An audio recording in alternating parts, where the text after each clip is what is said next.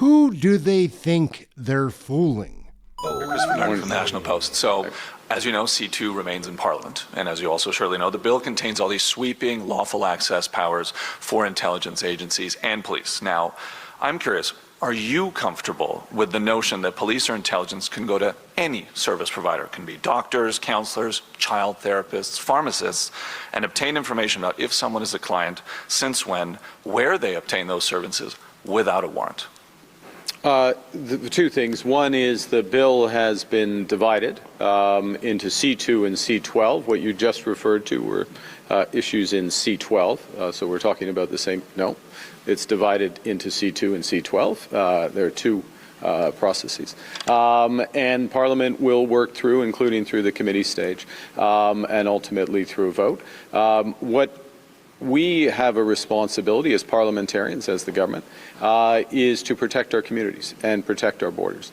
And where there is, where it is merited, and there is probable cause, plausible expectation, potential illegal trafficking of, for example, and this is a case, unfortunately, in our society, of precursors and components of fentanyl, which kills thousands of Canadians every year, even though, despite the efforts, kills thousands of Canadians every year, and is shipped through Canada Post when it's operating.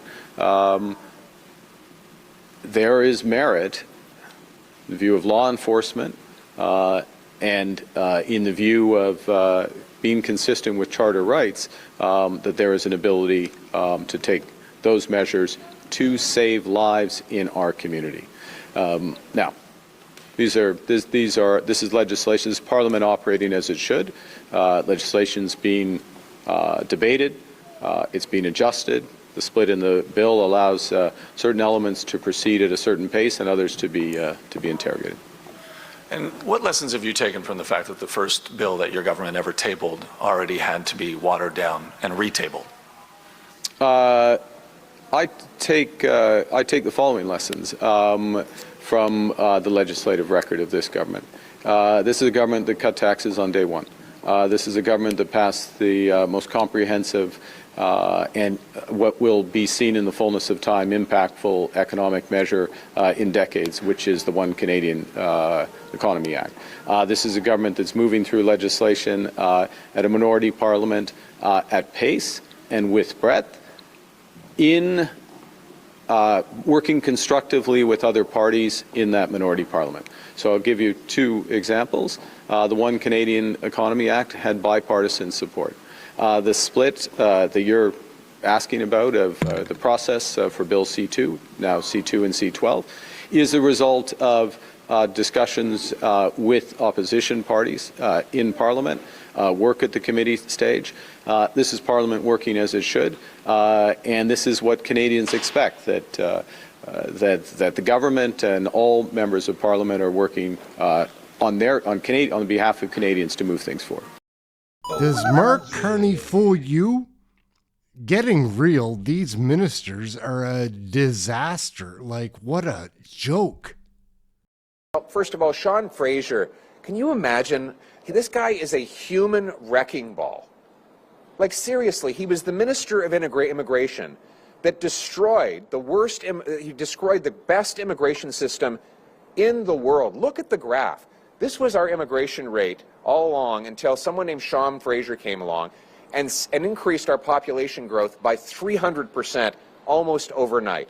He single-handedly destroyed the consensus we had on immigration. He destroyed our housing market, our health care, and our job market. This one guy, and Mark Carney has promoted him now to be the Minister of Justice. So for him to lecture anybody on any matters of immigration is the height of liberal hypocrisy and shows nothing has changed after 10 years of the Trudeau government to the Carney one. Now, on birthright citizenship, we've got, because of Mark Carney's former immigration minister, Sean Fraser, we have roughly, 3 million temporary residents here in Canada, and the risk is that some might think that the only way to stay is by having a kid here. And at the end of the day, our system is already overrun Our health care, our housing cannot afford to do that. And so what Ms. Rempel is saying is that for everyone who is an immigrant to Canada, as a permanent resident or a citizen, of course they can pass on citizenship to their kids. But if you're coming here as a visitor and neither parent has an attachment to Canada as a permanent resident or citizen, they can't pass citizenship down the line. I think that is a perfectly common sense approach. We have to get rid of the liberal insanity in our immigration system and return to the best system in the world. Oh, yeah. Thank you for being with us today. C9 makes reference specifically with hate symbols to public spaces. Just to confirm, does that include the internet?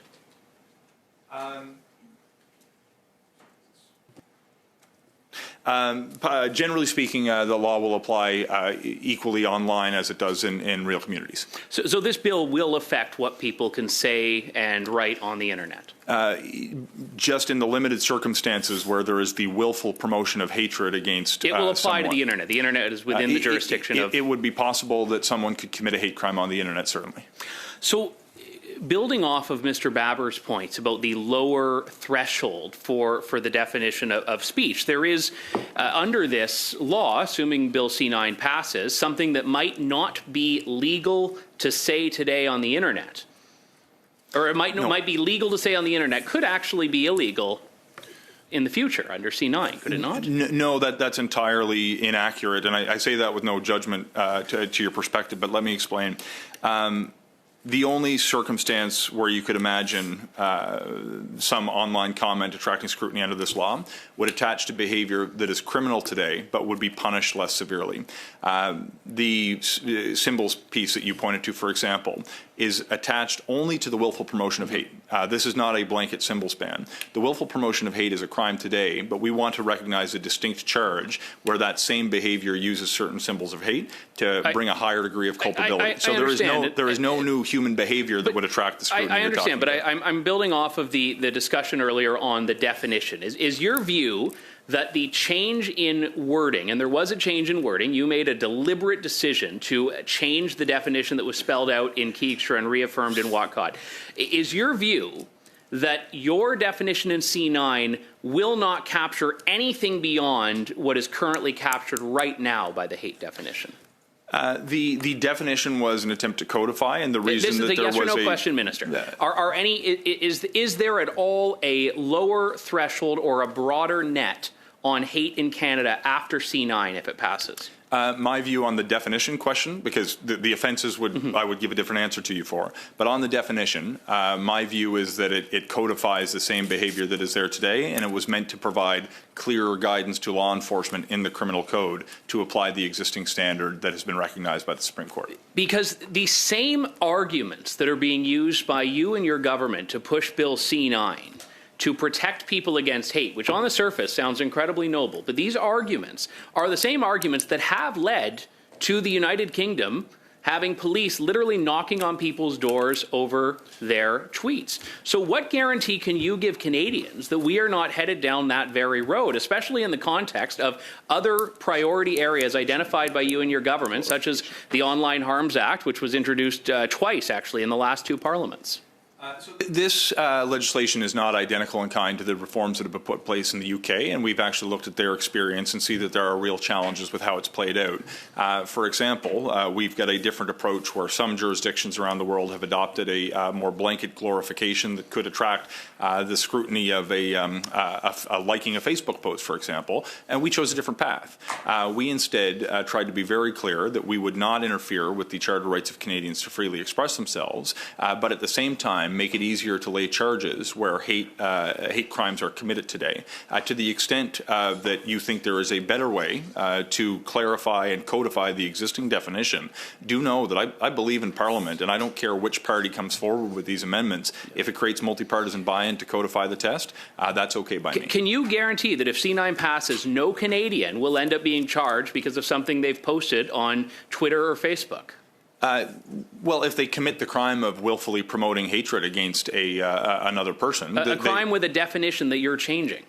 So, but it's possible that they could be convicted for what they willfully promoting hate online today.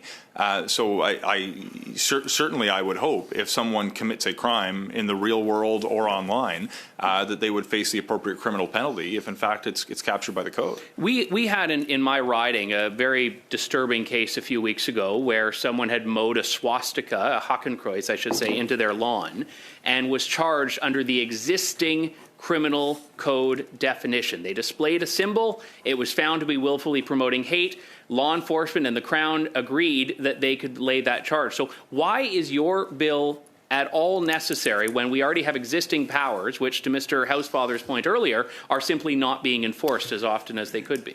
Look, this is an important question. I'll answer it very quickly. When you have the willful promotion of hate, the person who's convicted of that could still be convicted, but also of a second charge, the willful promotion of hate using hate symbols, which would attract a greater degree of culpability and potentially a greater penalty, recognizing that the use of hate symbols, when you're willfully promoting hate, can cause greater damage to both the individual and the entirety of the community. So I don't find these points to be inconsistent with one another, but instead that behavior could potentially face an additional charge with a more serious penalty because of the manner in which a person chose to promote hate to cause more damage to an affected community. As a European, I am a European, European. actually. Oh, you are? Yeah, Oh, yeah, oh. I'm Irish citizen. Yeah, so there you welcome. go. Welcome. Speaking as a European. WTF. How many kids did you molest with Jeffrey Epstein? More than just elbows. And as the most European of the non-European countries, being aware of what potential conflicts of interest you What sought possible to avoid. conflict would you have, Stephanie? Stephanie, I'm complying with the rules. I'm complying with the rules in advance. Confiance. these are Muslim values.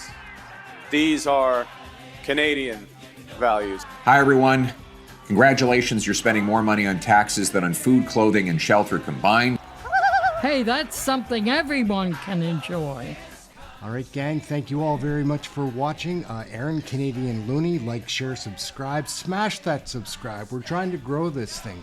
Canadian Federal Politics. Get yours right here. Thanks for watching. We'll catch you in the next video.